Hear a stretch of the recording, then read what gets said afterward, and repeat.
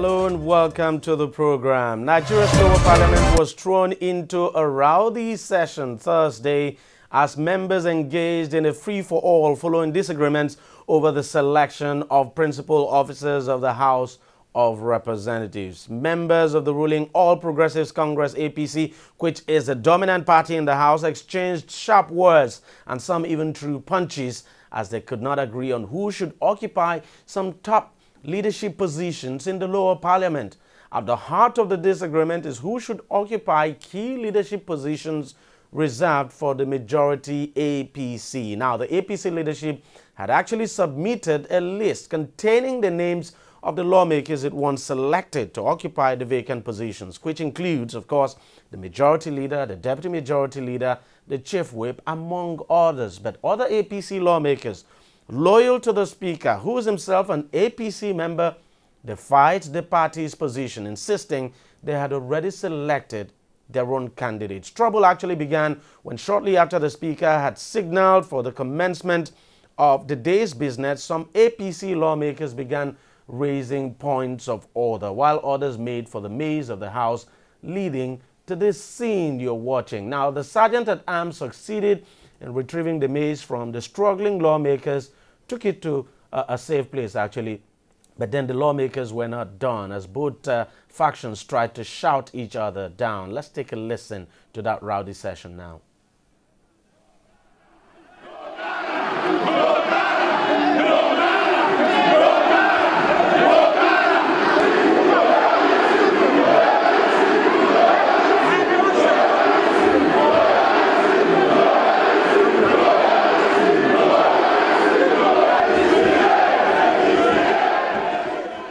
Well, tempers eventually cooled off a bit, but with no sign of a resolution of the matter on the floor of the House, the Speaker had to adjourn. Let's take a listen to what the Speaker said. To be candid, we have promised so much in the course of our elections, and even the very party I belong to, the APC, we have promised change. And Nigerians expect us to really talk about those matters, those issues that bother them most. They want to hear us talk about unemployment, about poverty in my region. They want us to address insecurity. And as long as this House is divided and not united, we cannot achieve that. We have been down this perilous road before. So I plead of us, honorable members, as leaders, all hands must be on the deck to enable us achieve the desired unity that we need in order to move this House forward. That is the responsibility we owe. And as to the issues that led to the chaos today, we will sit down as leaders across whatever divide we have to ensure that these matters are as quickly as possible resolved. And that is what we will do.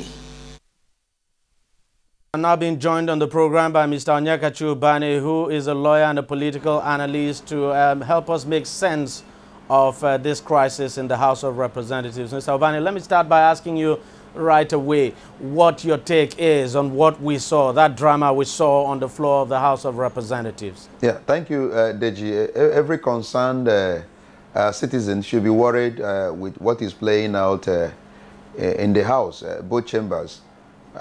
We elected these members to actually effect some level of change in the way we play politics. You know, that remember that there has been this issue of impunity in the system, the issue of lawlessness, indiscipline in the country, and there was this burden on Nigeria that we need to chart a new course as a nation, and they came together in 2015 and elected people that will actually reflect the change both in the executive and in the legislative chambers. And we had expected that burden the mood of the nation to be reflected in the membership of the House.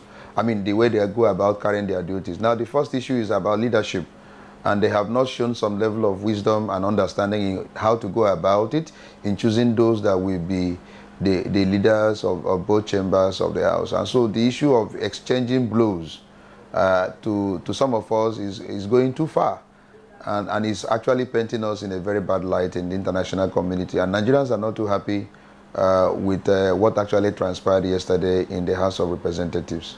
Let me just ask you this. I mean, it's nothing new anyway. We've seen this before in the previous National Assembly. I'm talking about the 7th and, of course, the 6th National Assembly. But what is actually surprising about this is the timing. It's coming at a time when these lawmakers are even yet to get down to business. How disappointing is this for you? Very disappointing. Actually, as you pointed out, one wouldn't have expected the issue of who becomes a leader to lead to issue of people exchanging blows. One would have thought that if it concerns issue of lawmaking and normal disagreement as human beings, I mean, we see it all over the world where members of the House exchange blows, you know. But this is the beginning of this particular House. And it's a House, you remember that they adjourned for some time till last week for them to commence legislative duties. And so one would have expected the House to be in order to await the ministerial list of the president. But what did we see? We saw a House that is clearly disunited. We saw a House that has no clear vision of what the burden Nigerians are placed upon their shoulder is. And we see them, you know, exchanging blows on things that do not matter to us at this juncture. What matters to Nigerians are so many. The issue of state of insecurity, the issue of the economy, the issue of unemployment, the issue of basic infrastructures, you know, that have decayed. A lot of issues that Nigerians are, you know, are clamoring for a change. And so what we saw is not what we actually voted for. And I tell you that Nigerians are disappointed. Many Nigerians are clearly disappointed with what is going on now. And the only way this can be remedied is for them to actually come together and understand the burden they are carrying and understand the place they are in history, in Nigerian political history, that we came together and decided to effect a change, and that change must start immediately from the membership of that House. We need to see members that are disciplined. We will need to see members that understand the clear vision why they are elected under this new dispensation. And we want to understand, the members that understand that the president also has a burden to carry out some fundamental reforms he wants to carry out, and he needs the cooperation of the House in order to carry out those reforms. So if we now see them in a disunited form, we now see them that there is no unity of purpose, then it then means that Nigerians are having betrayed. It then means Nigeria has been actually duped, you know, so to speak. So that is the level of disappointment. A lot of people are feeling totally disappointed. They are pained and they feel violated. Let us talk about the actual politics of this. I mean, the way the APC, especially, let's look at it. Should, for instance, the Speaker and those who are loyal to him, they're all members of the APC anyway, should they have disregarded the position of the party, in your opinion? Yeah, DEJI is clearly strange because they came into power on a political platform.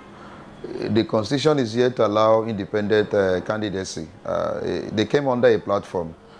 And already the APC is grumbling the way the Speaker, Deputy Speaker, the Senate President and Deputy Senate President emerged. They're already complaining at the time. They were disowned by the political party. But after some wise counsel prevailed, they accepted them. But the party is also insisting, according to the clear rules of the House and even according to custom and practices, you know, it is the political parties actually that, you know, submit the names of the other principal officers of the House. Now you have like a PDP, they will, as an opposition party, bring in the issue of minority whip and other principal officers of the House. It's a political party that does that. Now, like APC, that is a majority political party, there are positions also they ought to, you know, fill into the principal membership of the House. Now, they have nominated some certain names. And it's surprising and very shocking that the members that are there, who are their members actually, who is the Speaker and Deputy Speaker, he ignored the letter of the APC. The same thing took place in the Senate chambers, where the president clearly ignored the letter that was written by his political party, the platform under which he came into power. So what we see playing out is something that is clearly strange. And then you begin to wonder who is actually behind these people. Whose instruction are they obeying? So is there any other party, that is actually causing the problem within the APC? Because these people came together to grab power from PDP, and I think they have the same ideology. They have an understanding that they must come in and carry out a reform and carry out the change mantra. They were chanting when they were asking for votes. And so when you now see that house not clearly following the clear directives of the political party that brought them into power, you begin to wonder who is actually advising them, who is actually giving them instruction, whose instruction are they obeying and all that. To me, it's a bit strange. It's a bit strange, and to many Nigerians, they are finding the entire thing not too funny. But let's face it.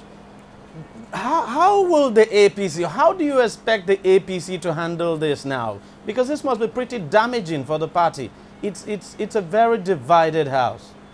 The point is that I'm sure they didn't envisage this, but then some of us also who saw how they were accepting everyone that came in then for the purpose of grabbing power from PDP also foresaw that things like this can come up, because it was a mixture of individuals who do not clearly understand the ideology of the political party they are coming into.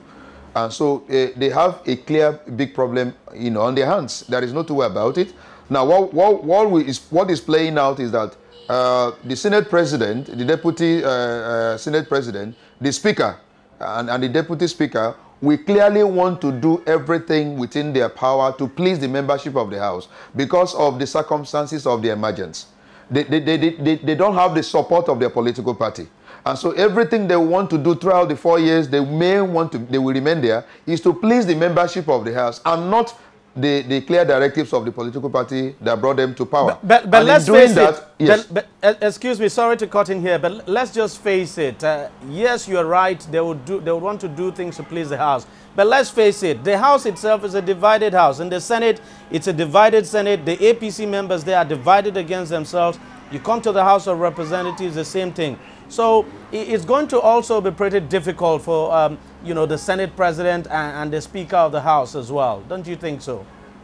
Well, what I'm saying, it may not, if they continue to please the membership, especially since they have some minority members from APC supporting them, and also they have the majority of the PDP supporting them, so they owe their existence, they owe their sustenance with this group of people. So everything they want to do in the House is to please those members in order to remain in their position. And you see them disregarding the directive of the political party that brought them to power.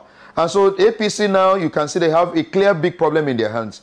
And so that's why some of us are clamoring at this juncture that the president cannot afford to be aloof and say, look, I am not interested in what is going on there, because it is about him. Now, if this government fails, nobody will clearly remember the leadership of the House. Nobody will remember the leadership of the the judiciary. They will remember that it is President Buhari that is in charge, of the country within the 4 years. So his government will be the one people will say it's either a failure or a success. So he cannot afford now to say, oh, let me remain aloof. Yes, I agree with him that he didn't want to interfere initially when the issue of speakership and the presidency was an issue. But now that it involves issue of other principal members of the House, where the clear directive of the political party that brought them into power is being disrespected, he should come in as a father of the political party whom they will defer to and intervene directly and make sure that this matter is resolved amicably. And it would appear as if the president does not really understand that, look, the National Assembly can actually make his government fail. As a matter of fact, the National Assembly can kill most of his policies if he is not careful and if he does not have a National Assembly now that is sort of supportive, so to speak. Yes, so that's why he should be very interested with what is going on there. When I read the statement of his media men saying that the president cannot intervene unless he's been advised by the governor, my conclusion is that he's not taking the right decision concerning this matter. There is no way he can continue to be aloof, because it's all about him. He has a lot of policy he wants to implement. And being in a democracy, he has to go through the legal process. He has to pass through the National Assembly in order to effect some of the reforms he has to carry. I mean, by way of legislative activity. Now, if he has a house that is very antagonistic, if he has a house that is very hostile, if he has a house that does not in any way even believe in the ideology that brought them into power, then he will run into problem implementing those policies. He's no longer under the military regime. He's now in a democratic regime, and he has to go by way of negotiation. He has to go by way of passing through process in order to get his intention, implemented. And so he cannot afford to be aloof and say, I do not care who is there, because they can frustrate all his efforts. So he must be interested, in the stability of the house. Where the house is very stable, he can be able to push through some of the bills he wants to push through in order to fulfill the electoral promises he made to Nigeria. So I think his being aloof at this time is not the best action. In all honesty, what do you think a substantial damage has been done to the unity of the APC? Do you think the party can recover from this? Now, to be sincere with you, we did not envisage this, and I don't think APC also envisaged what is playing out here at this point. It's a substantial damage. You know why I say it's a substantial damage? Unless something is done now to reconcile the warring parties, there is no way APCs will trust Saraki, who is the Senate President. And there is no way APC as a political party also will trust the Speaker of the House, because they consider them as people who betrayed the interests of the political party. And remember that there was a man called Tamboa who was once a Speaker of the House of Reps. And he came under the platform of PDP. When they did not want him to be the Speaker, he defied them and emerged the Speaker. And throughout the years he stayed there as a Speaker, they never trusted him. He was like an outcast. And when it became obvious that he was never trusted as a member of the PDP, he had to jump to APC. And so I see that relationship also playing out between the present leadership of the House and the political party that brought them into power. So unless this matter is nipped in the bud at this juncture, unless there is peace and there is resolution to actually pursue the interest of the political party and carry out the reform and manifestos which they have promised the Nigerian people, I don't see any peace, in that house. And I don't see a situation where collateral damage cannot be said to have been done to APC as a political party. So it is indeed a very big collateral damage that has been done to the political party, that we all believe, will reflect the change all of us are yearning for. And Nigerians are really totally disappointed at this juncture. Some are already asking questions. Did we waste all this time, being on the rain, being in the sun in order to cast our vote for nothing? Seeing the way they're playing out, see the way the so-called agents of change are carrying out their responsibility in the House. People are not too happy at all. And so there is a collateral damage done now. But I think the president can come in and nip this in the bud. I don't want a situation where they resume on 21st of July and these bickerings and this hostility continue. Because if it does continue, it then means that the party cannot fulfill its electoral promise. And that means that the PDP would have been rejoicing and said, we told you, Nigeria, that you made a mistake in this change we are clamoring for, that you would have continued with the issue of transformation and not the change, because the so-called change agents are not different. They are the same with us.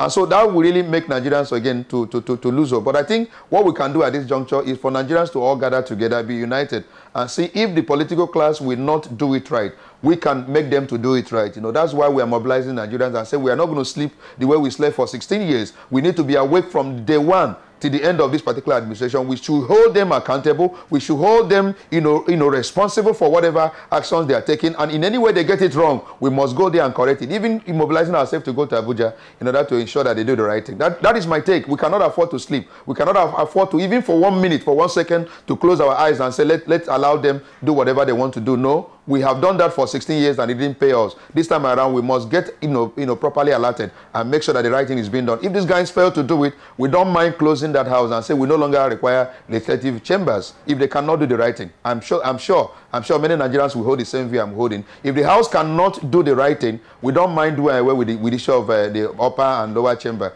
and probably go ahead with the executive and judiciary. Well, Mr. Obani, we want to thank you very much for joining us on the program, and thank you very much for your contributions. All right, we'll take a short break now, and we'll be back to continue the discussion. Don't go away. Every day, every hour, and every minute, news break in Nigeria. Things happen so fast, it's most times difficult to track and comprehend them. But that's what we do right here on DEJI360. 2015, would you want to come back again? It's like asking Jesus Christ if he knew he was going to die, will you want to come back as the savior of the world again? We do not just help you track the stories, we break them down, explore all the angles, analyze the issues so that you can fully comprehend the stories and use them to make the right decisions.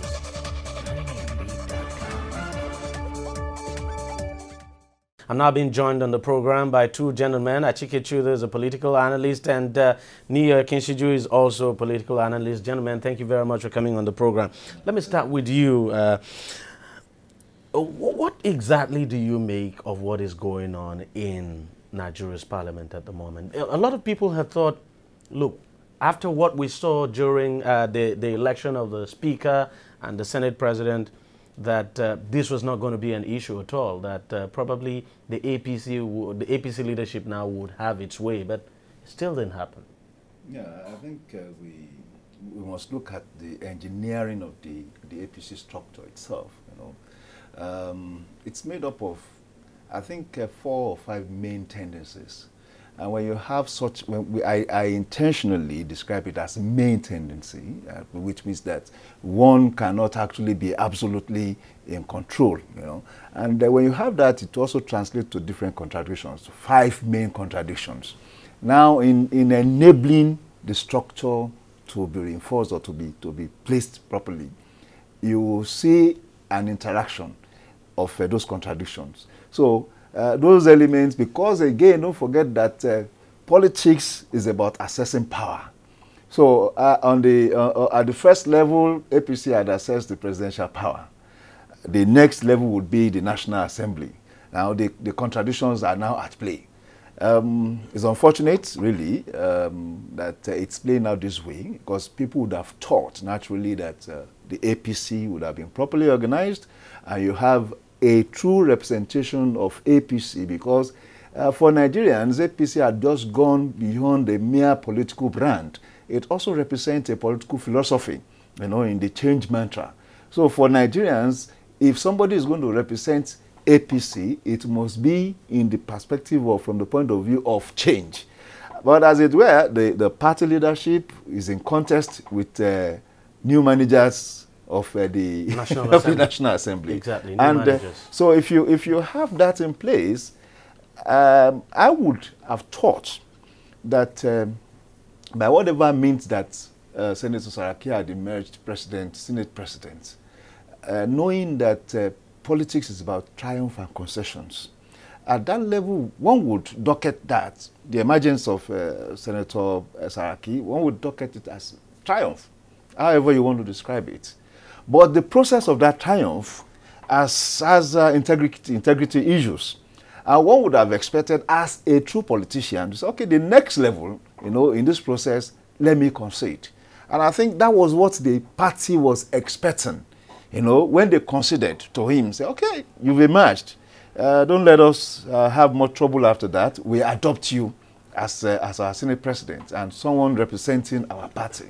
But going forward, the Senate President decided to also play some other cards. And that is most unfortunate, because people talk about it's the Senate, it's the National Assembly that has a right to determine who becomes one. And I said, no. The fact of party, is implied in who becomes what on the platform of that party. So to the extent of that implication, the majority party in the assembly must determine who gets what. And that majority party has administrators or managers. The managers of the party determines what happened at the level of the National Assembly. It can't be about caucus, because the caucus necessarily reports to the party, to the ruling party. Absolutely.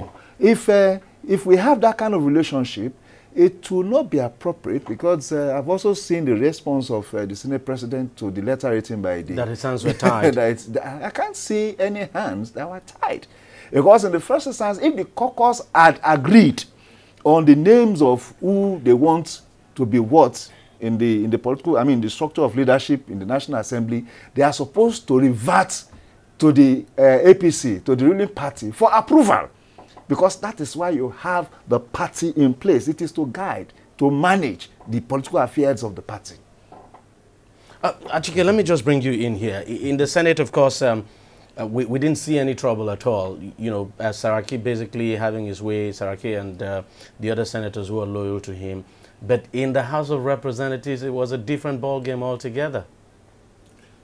If you consider the politics of the National Assembly from 1999 to date, it will not be too much of a surprise that you have a more cohesive force in the Senate, unlike the House of Representatives. Essentially because the temperament of the people at the House of Representatives are somewhat different from what you have at the Senate. You have, you know, a set of younger people at the House of Representatives.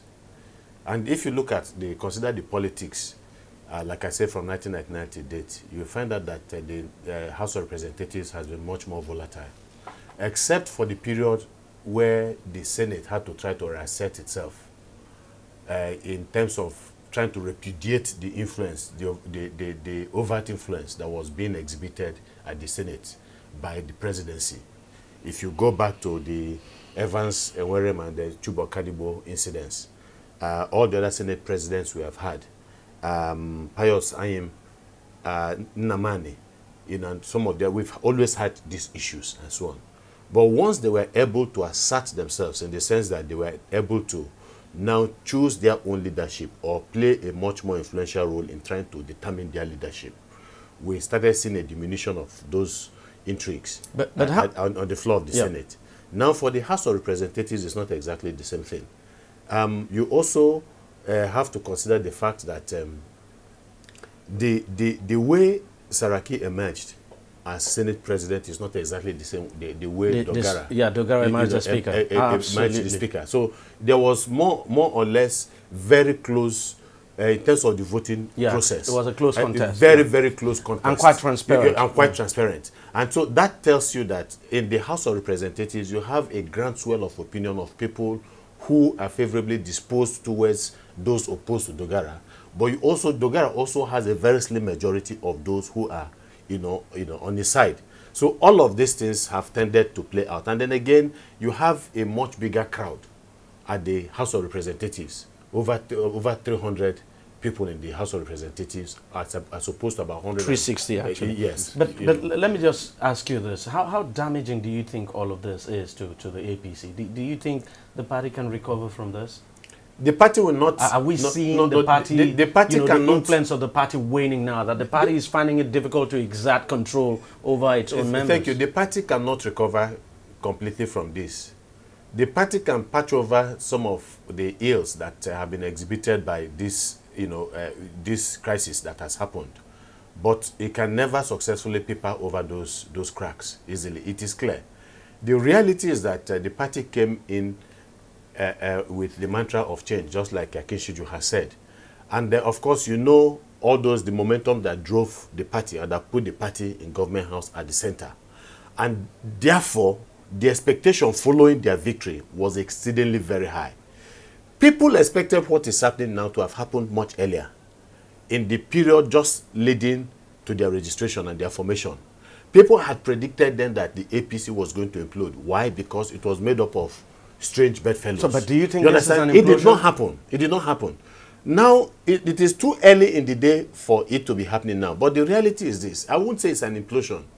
But it would appear that the managers of the APC did a very bad job of managing the crisis. Even from the very beginning, when the issue of who is going to represent the party at the National Assembly came up, there was a lot of pussyfooting and dilly-dallying by the hierarchy of the parties. And of course, again, they didn't put their foot down. The party, yes, of the party, they didn't put their foot down. And again, it would appear that some of them did not seem to adequately appreciate the power change that had come in terms of the geopolitical power blocks that make up the APC. You have to take that into consideration. If you want to run for the presidency of this country, you must be able to win in at least 4 geopolitical zones of the country, just as we saw happen, in the last election. So when you want to assert power and influence also, you also have to do that in tandem with that reality. You must be able to reach across to all the other power blocks from all the other political zones in order to push for a common, agenda. It would appear that that was not exactly done. Yes, it is easy to criticize what is happening now. Yes, we blame the party, the structure of the party. But again, you must also consider one other thing. That the fact that they were not able to have their way, that is the party, shows that there's something very wrong with the party at the level of the leadership of that party. There's no question. That's one. Then beyond that again is that the party failed. Even if, yes, people have been saying the party has supremacy of the party and the rest. We are not arguing that, no doubt. But the reality is that in order to assert their supremacy, there must be some level of collaboration, some level of consensus building. The party was not able to get that kind of consensus before they went, before this crisis degenerated to the level it has generated. Because you cannot sit back in one place and say, we are the party. We are the managers of the party. We are going to decide what is going to happen in the party. These people are not children. These people are people who have been involved in politics before. They have been governors and the rest. And so you must take some factors, some elements into consideration in trying to push for the position of the party. Okay. And I think their biggest problem really was their inability to build the consensus that was needed to push and project the party forward. Do you actually think the APC can salvage this?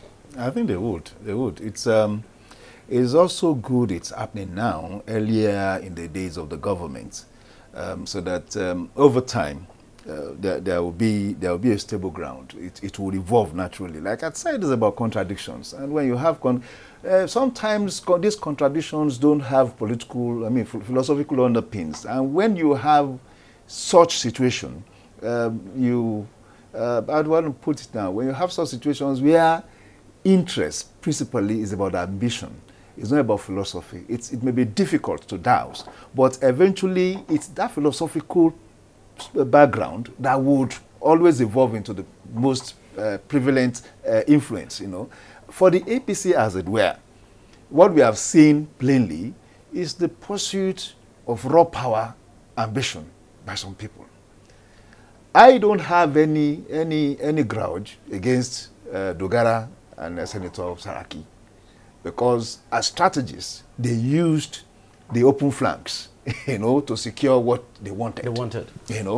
As strategists, I costed that to them, and that goes to tally with Achike's position on the fact that the party didn't do enough, to build, not to build consensus, didn't do enough to secure their position, as a ruling party. Yeah, exactly. Before the inauguration, it was obvious at the Senate we had a substantial minority. If you put it on percentage, it's about 60-40 thereabout. Yeah, exactly. That's a substantial minority. So you ought to have done your political calculations and all of that, and try make inroads. If you have made inroad into the PDP enclave, just secure 6 to 10 of such. Exactly. This roadblock wouldn't have happened. Wouldn't have happened. So, and they had more than 70 days to do that. So, to that extent, I blame the party. But again, I think the party was also acting on good conscience. Good conscience to the extent that they organized a straw election, and that, okay, you people come, let's see, because again, if you are going into the National Assembly as a cohesive group, it must first be about the party. The party also thinking that it could always prevail on any of its members to step down and all that. To a particular so they at least they made an act of faith.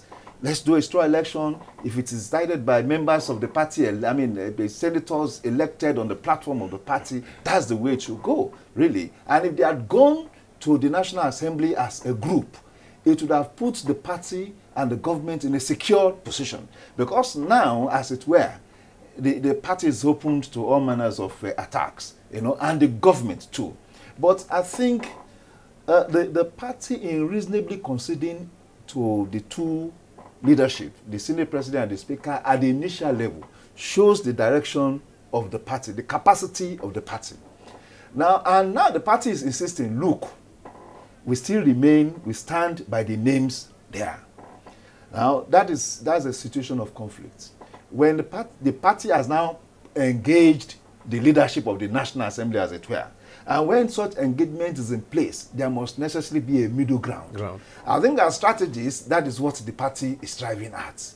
And I don't see anything wrong, you know, with this clash, as it were. Yeah, it was disgraceful. But could it have implications now for Buhari himself? Could this have implications for his government? I think the president is playing the card the way he should play it.